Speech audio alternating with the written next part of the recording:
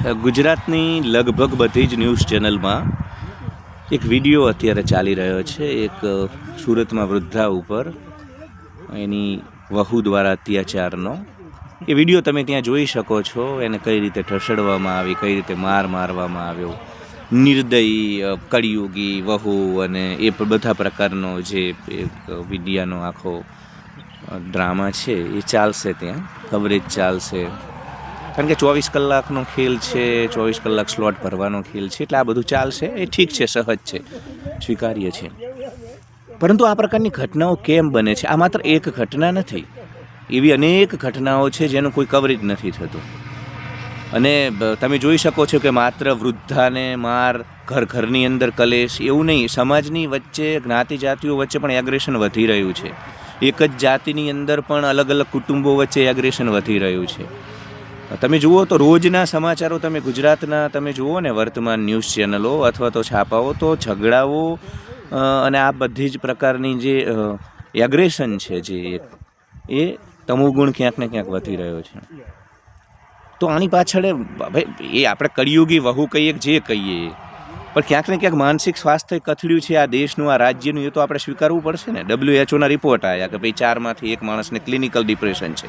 એટલે સમજો મિત્રો, ખૂબ જ આવનારા સમયની અંદર એક એવા પ્રકારની સ્થિતિ નિર્માણ થઈ રહી છે. એક બાજુ બેરોજગારી, પોપ્યુલેશન, વસ્તીનો વધારો. આ રોડની બાજુમાં હું અત્યારે જે વિડીયો બનાવું છું ને, અહીંયા 10 વર્ષ પહેલાં, 20 વર્ષ પહેલાં હું આવતો 3-4 કલાકે માંડ કોઈ એક વ્હીકલ નીકળે. અત્યારે 3 સેકન્ડ એવી નથી. આ હું જે બોલું છું એમાં પણ તમને હોંકિંગ અને વ્હીકલનો નોઇઝ સંભળાશે.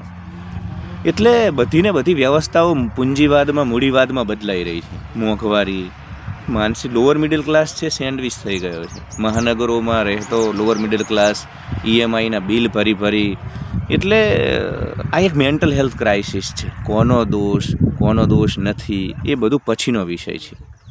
પરંતુ માનસિક સ્વાસ્થ્યને લઈ અને કોઈ જાગૃતતા કેળવવામાં નહીં આવે, મેન્ટલ હેલ્થને લઈને જો કામ કરવામાં નહીં આવે, તો આવનારા દિવસોમાં આ પરિસ્થિતિ વણસી શકે છે. કારણ કે આ તો ઘરની સ્થિતિ છે. ભારતની સડી ગયેલી સામાજિક વ્યવસ્થાઓમાં દંભ અને પાખંડ બહુ છે. આપણે જ્યારે સાચી વાત કરીએ ને ત્યારે લોકોનો અહંકાર ખવાઈ જાય કે ભાઈ તમે, અરે ભાઈ, ભારત વર્ષ વિશ્વગુરુ હતું, આપણા પૂર્વજો મહાન હતા. પરંતુ હાલની જે સામાજિક વ્યવસ્થાઓ છે ને, એમાં દંભ અને પાખંડ બહુ છે. કોઈનું છે નહીં.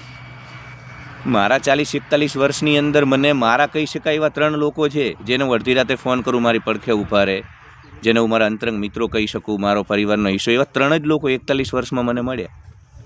એટલે તમે આ લિસ્ટ બનાવજો કે કેટલા લોકો. કહેવાનો મારો મતલબ છે કે દંભ અને પાખંડ ચાલી રહ્યો છે. પોતિકા અને સંબંધો ને ખાલી ખોટી જીવન ઉર્જા આમાં ખર્ચાઈ રહી છે. એટલે માનસિક, અને જો ભારત વર્ષની અંદર આદર્શ જે કુટુંબ વ્યવસ્થા આપણી હતી, જોઈન્ટ ફેમિલી સ્ટ્રક્ચર હતું, એ ખેતીવાળા બેકગ્રાઉન્ડમાં બરોબર હતું. જે એગ્રેરિયન વ્યવસ્થાઓ હતી એમાં એ આદર્શ હતું. બાકી તો વેદાંત પ્રમાણે પણ, વૈદિક સંસ્કૃતિની અંદર પણ જ્યારે પુત્ર લગ્ન કરતો ત્યારે એને અલગ આપી દેવામાં આવતું. આ પણ એક બહુ મોટો દંભ અને પાખંડ છે આપણો. સંયુક્ત પરિવારના નામે આપણા કલ્ચરમાં અલગ આપી દેવાતું હતું. દરેકને સેપરેટ જીવન આપવામાં આવતું હતું. કારણ કે તમે મોહ અને આસક્તિમાંથી નહીં નીકળો ને, તમે છોકરાના છોકરાઓની ચિંતા કરશો, એવું આપણા પૂર્વજ નહોતા ઈચ્છતા. દરેક પોતપોતાને પ્રાઇવસીથી પોતાનું જીવન જીવે. અને આ પ્રકારની સ્થિતિ આજે મહિલા દ્વારા મારવામાં આવી રહ્યો છે. એ બધા દ્રશ્યો, એ બધું આપણે જોઈએ તો પુરુષની કેવી દયનીય સ્થિતિ હતી. હવે એને એક બાજુ નોકરી કરવી, નોકરીની જગ્યાએ પાછી 50 જાતની ભેજામારી હોય, ત્યાં પછી અલગ પ્રકારનું શોષણ હોય. એ બધું કરતાં EMIના બિલ ભરતા, મકાનના હપ્તા ભરતા, કારના હપ્તા ભરતા, સામાજિક પ્રસંગો પતાવતા, છોકરાની પ્રાઇવેટ સ્કૂલમાં મોંઘીદાર ફી ભરતા, આ બધું એને જોવાનું. અને એટલે માનસિક સ્વાસ્થ્યનો આ ઇસ્યુ છે. મેન્ટલ હેલ્થ ક્રાઇસિસ આ દેશમાં, આ રાજ્યમાં ચાલી રહી છે. જ્યાં સુધી એને એડ્રેસ નહીં કરવામાં આવે, અને લોઅર મિડલ ક્લાસને સમજવું પડશે, મિનિમલિઝમ, ઓછી જરૂરિયાતો સાથે જીવો, અને દેખાદેખીમાં ન પડશો. તમારા જીવનને જેમ બને એમ સરળ બનાવી દો. આ જ માત્ર, કેમ કે આ બધું મોંઘવારી અને એના લીધે જે 2 છેડા ભેગા નથી થતા ને, એના લીધે આ પ્રકારની પરિસ્થિતિ નિર્માણ થાય છે. ઘણી બધી વખત તમે જુઓ તો કોઈ મહિલા દ્વારા એ કેરટેકર તરીકે ક્યાંક જતી હોય તો બાળકને મારવામાં આવે છે. એટલે એગ્રેશન વધી રહ્યું છે સમાજની અંદર. લોકો ટોક્સિક બની રહ્યા છે, લોકો ડિપ્રેશનમાં છે. 4માંથી 1 જણ ક્લિનિકલ ડિપ્રેશન એટલે શું? તમારી જોડે મેન્ટલ હેલ્થ એક્સપર્ટ નથી, પ્રોફેશનલ નથી. આ દેશમાં 7,000, 150 કરોડનો દેશ, તમારી જોડે 7,000 જ ડૉક્ટર છે, મેન્ટલ હેલ્થ પ્રોફેશનલ છે. માનસિક સ્વાસ્થ્યને લઈને કોઈ જગ્યાએ જાગૃતિ નથી. આપણે બધા શરીર કેમ સારું રહે, છોકરાને શું ભણાવશું, પરંતુ છોકરાનું માનસિક સ્વાસ્થ્ય સારું કઈ રીતે રહે, તમારું મેન્ટલ હેલ્થ કઈ રીતે સારી રહે, એના માટે કોઈ જાગૃતતા નથી આ દેશમાં. તો આ પ્રકારની ઘટનાઓ વધશે અને આ પ્રકારની ઘટનાઓ દિન પ્રતિદિન વધતી જશે.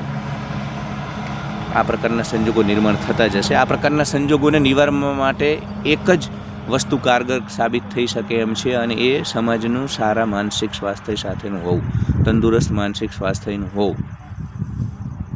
બસ વધુ શું વાત કરું. દ્રશ્યો હચમચાવનારા છે, કંપારી છૂટે એવા છે, કારણ કે આપણને પણ સુરુચિનો ભંગ થાય ને, આવું જોઈએ કોઈના પણ ઉપર, ત્યારે આપણને. પરંતુ સમાજ જે દિશામાં જઈ રહ્યો છે, શહેરોમાં જઈને વસવાની કેલસા, પ્રાઇવેટ સ્કૂલો અને પૂંજીવાદી વ્યવસ્થા, તમને દોડાવી, ભાઈ તમને ઉંદરડાની જેમ દોડાવવામાં આવે છે, રેટ રેસ છે, આ તમને ખબર જ નથી પડતી, તમને નીચોવવામાં આવી રહ્યા છે. ગામડાઓ છોડીને લોકોને શહેરોમાં જઈને રહેવું છે. મહિલાઓને તો ઠીક એકતા કપૂરની સિરિયલો જોવાની હોય ને, શાકભાજી લેવા જવાની ને પછી ખોદણી કરવાની ને, પણ પુરુષોનું શું? આજે સાહેબ સગાઈ નથી થતી, વૈવિશાળ લગ્ન નથી થતા લોકોના. એટલે જે આપણે જ જવાબદાર છીએ. આ જે ઘટના બની ને સુરતની, આ આપણે જ જવાબદાર છીએ. આપણે જ શહેરીકરણ કરવું છે. આપણે જ છોકરો શહેરમાં હોવો જોઈએ, જમીને હોવી જોઈએ, નોકરીએ હોવી જોઈએ. એટલે સમાજ માંદો છે, સમાજ બીમાર છે, અને આ બીમાર સમાજનું એક વરવું ચિત્ર છે જે આપણી સામે સુરતથી આવ્યું.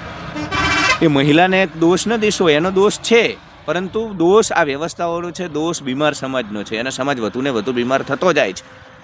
કારણ કે આપણે બધા શહેરીકરણ કરી રહ્યા છીએ. ગામડે ખેતી, આ દેશ સાહેબ છેલ્લા 15,000 વર્ષથી ખેતીને આધારે ચાલ્યો છે, પરંતુ ખેતી કરનારાઓને અહીંયા ગામડામાં પૂછો શું કરો, ખેતી કરવી છે, એટલી બધી લાચારીથી આ વાત કરે. ભાઈ વિશ્વના સૌથી સ્વતંત્ર માણસ છો તમે.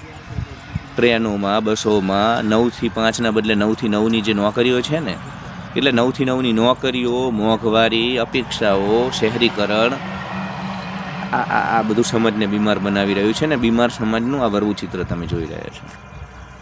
Anyway, like, share and subscribe.